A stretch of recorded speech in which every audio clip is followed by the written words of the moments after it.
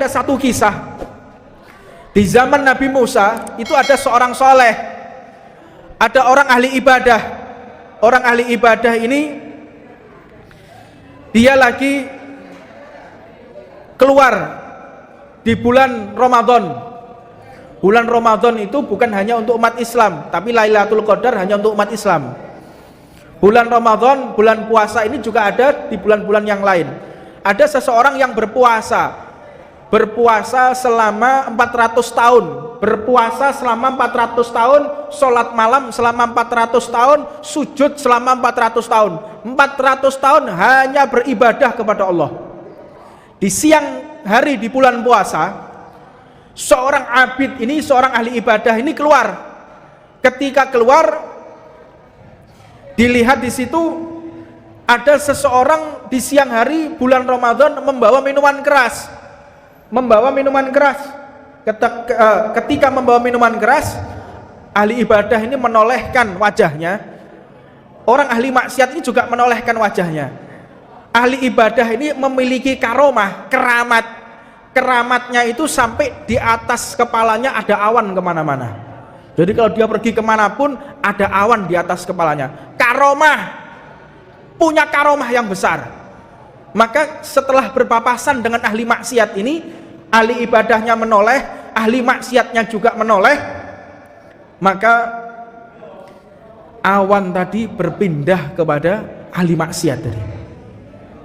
Dan ahli ibadah ini semakin hari semakin jauh dari Allah. Dan pada akhirnya ahli ibadah ini meninggal dalam keadaan tidak beriman kepada Allah Subhanahu wa taala. Dan ahli maksiat tadi meninggal dalam keadaan membawa karomah tadi. Akhirnya ini takdir. Dan kita harus berhati-hati menggunakan hati kita, berhati-hati menggunakan mata kita. Jangan sesekali kita meremehkan siapapun, walaupun jelas-jelas dia bermaksiat kepada Allah, walaupun jelas-jelas dia menenteng minuman keras. Jangan sesekali kita meremehkan mereka. Ahli maksiat tadi meninggal, ahli ibadah abid tadi juga meninggal. Kata malaikat, ya Allah, dia 400 tahun beribadah, dia pantas masuk surga. Ahli maksiat ini hendaknya masuk neraka karena dia cuma pas-pasan ibadahnya dan gak siap untuk masuk surga. Jadi hukumnya Allah zaman Nabi Musa sama sekarang itu beda. Zaman Nabi Musa, orang kalau taubat, orang kalau mau taubat, kalau kita ambil wudhu, sholat 2 rakaat, sholat taubat diampuni oleh Allah. Kalau zamannya Nabi Musa, orang kalau mau taubat itu harus dilempar dari bukit. Orang kalau maksiat mau taubat dilempar dari bukit sampai mati.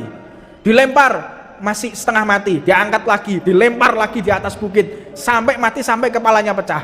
Kalau kepalanya pecah dia sampai mati, baru diampuni oleh Allah Subhanahu wa taala. Dan hukum fikihnya juga beda. Kalau zaman Nabi Musa terkena air kencing, itu harus dipotong kainnya. Kalau air kencing najis, kotoran kena tangan, kena kulit, harus dipotong kulitnya. Itu hukum fikih zaman dulu. Beda dengan umat Nabi Muhammad SAW. Cukup ambil wudhu, sholat taubat, diampuni oleh Allah Subhanahu wa taala. Maka malaikat menentukan ahli ibadah masuk surga, ahli maksiat ini masuk neraka. Kata Allah, tidak, ahli maksiat masuk surga, ahli ibadah masuk neraka. Liman ya Allah, kenapa ya Allah? Tahukah engkau di detik-detik hari kematian mereka ini berpapasan dan mereka satu sama lain memalingkan muka. Ahli ibadah ini dengan di dalam hatinya mengatakan, sungguh tidak punya malu, ini bulan Ramadan di siang hari, sungguh engkau adalah hamba yang hina, tidak tahu aturan, menghina hambanya Allah. Tapi orang yang ahli maksiat ini juga menolehkan wajahnya. Ya Allah, aku sungguh malu kepadamu ya Allah, aku telah dilihat oleh orang soleh ini, karena orang soleh, orang ahli ibadah ini orang dekatmu ya Allah, maafkanlah aku ya Allah yang membawa minuman keras. Yang satu orang jelek, maksiat, tapi hatinya baik dan berprasangka baik dan tidak menilai orang dengan perkara yang jelek, maka kedudukannya diangkat oleh Allah. Sedangkan 400 tahun beribadah kepada Allah sampai punya karamah, semua itu tidak ada manfaatnya, semua itu tidak ada gunanya jika kita berprasangka buruk kepada hambanya Allah subhanahu wa ta'ala. Maka berhati-hatilah dalam hati kita.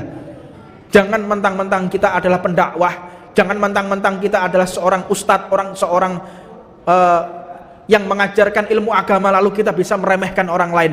Tidak seperti itu orang yang beriman kepada Allah subhanahu wa ta'ala. Mereka yang selalu menjaga kebersihan hati, mereka yang selalu berprasangka baik kepada saudaranya yang lain. Mudah-mudahan yang sedikit ini ada manfaatnya buat kita dan membuahkan hasil kita semakin dekat dengan Allah dan semakin kita dicintai oleh baginda Nabi Muhammad sallallahu alaihi wasallam. Rabbana atina fid dunya hasanah wa fil akhirati hasanah wa qina adzabannar wa 'ala man wa sayyidina Umar bin Hafid wa 'ala zaman wa ila hadratin Nabi Muhammadin sallallahu alaihi wasallam. Al-Fatihah.